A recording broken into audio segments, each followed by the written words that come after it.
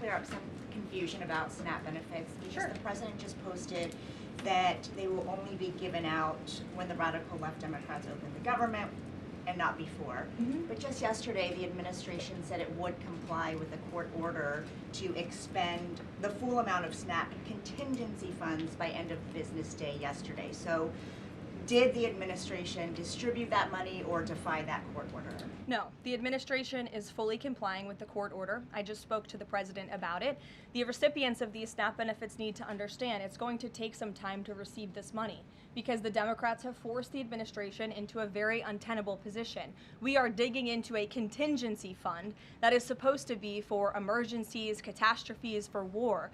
And the president does not want to have to tap into this fund in the future, and that's what he was referring to in his Truth Social post. So the Department of Agriculture, as for the latest SNAP payment in the judge's order, put out guidance to states today on how to get that money to the recipients of SNAP.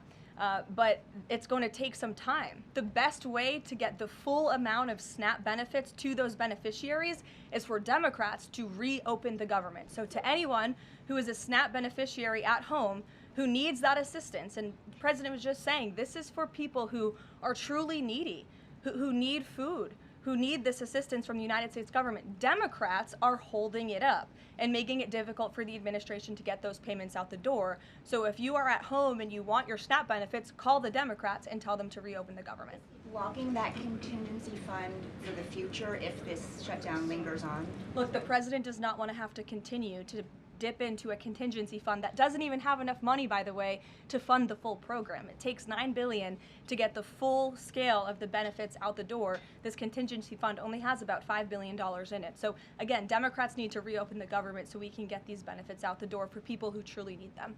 Kate. Thanks. The president suggested that if Donnie wins, that he would cut federal funding to New York. How much funding would be impacted? What would be impacted there? Well, look, we won't get ahead of the election results, nor will I speak to what the president may do in the future.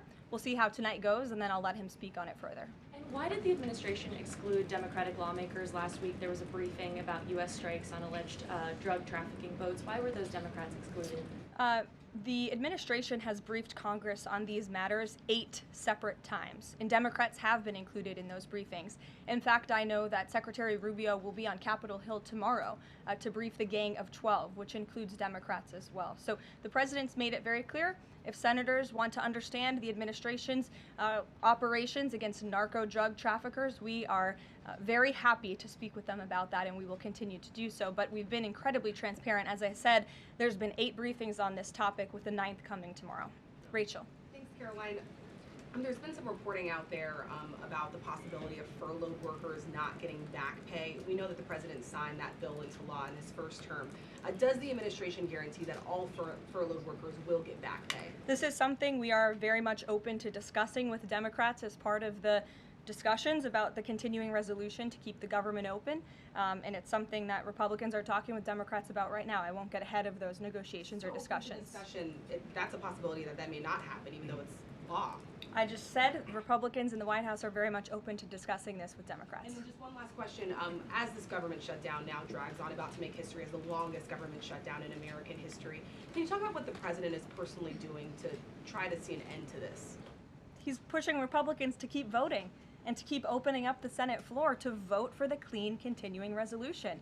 He had the Senate Majority Leader and the House Caucus Leader, Hakeem Jeffries, here at the White House to talk about this in the very early stages, to give them a chance to come to their senses and avoid this entire government shutdown at the very beginning.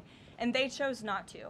And I think it's been very clear to everyone in this room and to everyone across the country that the Democrats are playing partisan politics with our United States federal government. And all Republicans have wanted to do for the last 35 days is reopen the government. That has been the president's position since day one. It is his position today on day 35.